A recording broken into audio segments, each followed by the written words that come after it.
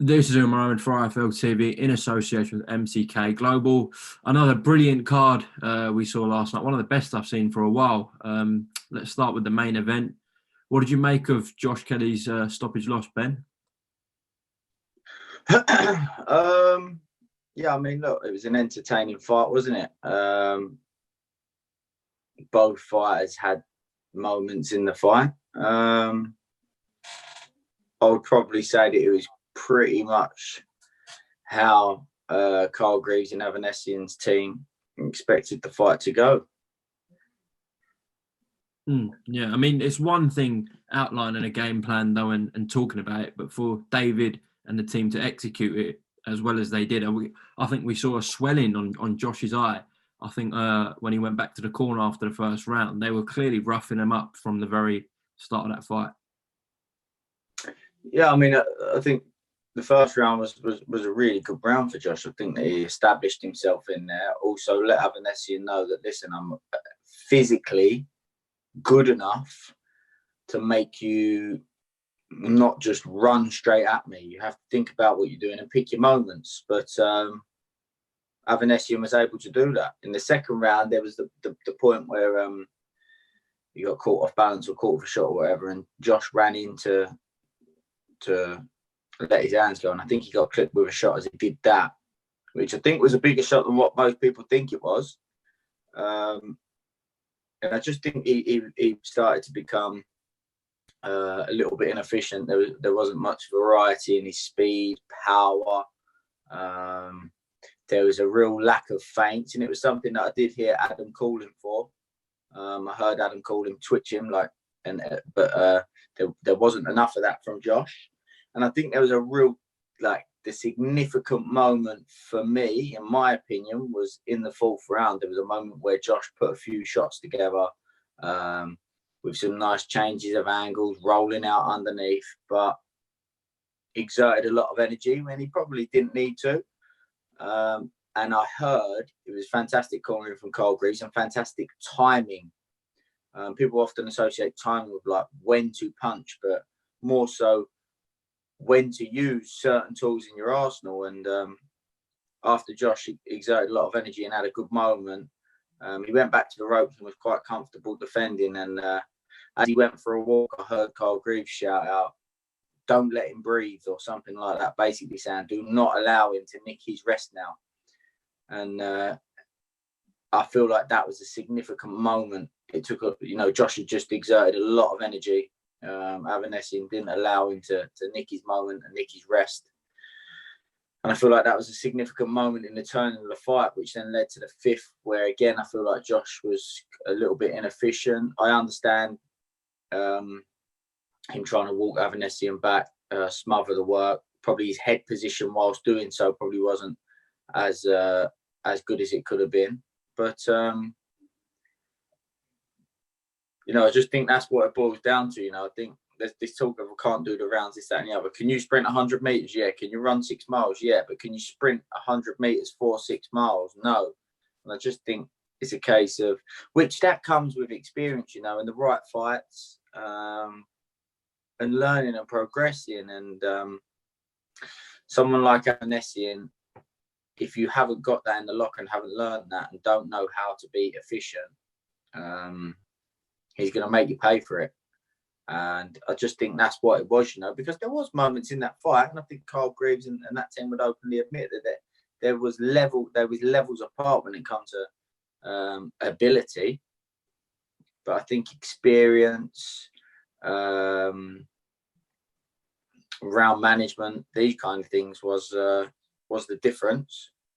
But it's only what was that? His 12th fight for Josh. 12th. We've got to cut him some slack, I think. And, to take the fight in the first place shows a lot about his character.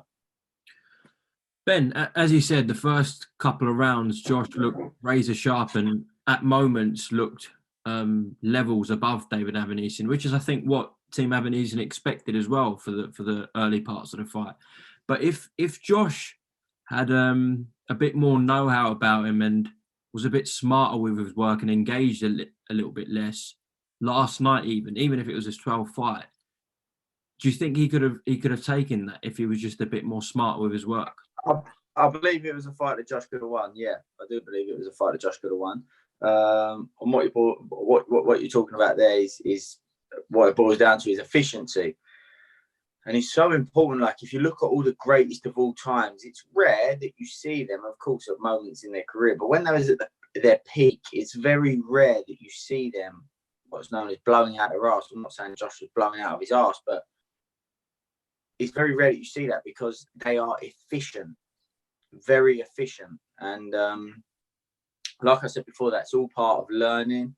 That's all part of experience. That's all part of going through. That's all part of, when these fighters get into fights where they're expected to win and people are like, oh, he wasn't great. But that's part of that learning process. Like, that opponent's there knowing that he probably isn't going to win the fight, but he's going to teach this fighter how to manage the rounds.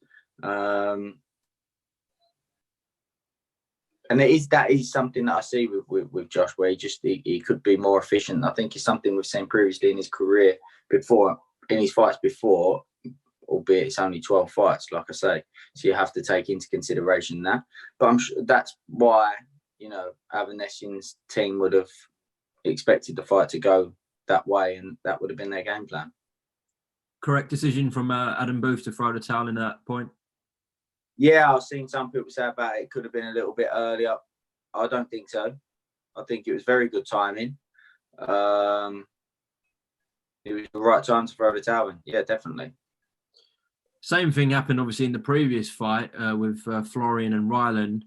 What did you make of Florian Marker's performance? Something a little different. I was impressed. I think he went away from what he was doing at certain moments. Once he looked like he could have got Ryland Charlton out of there. I think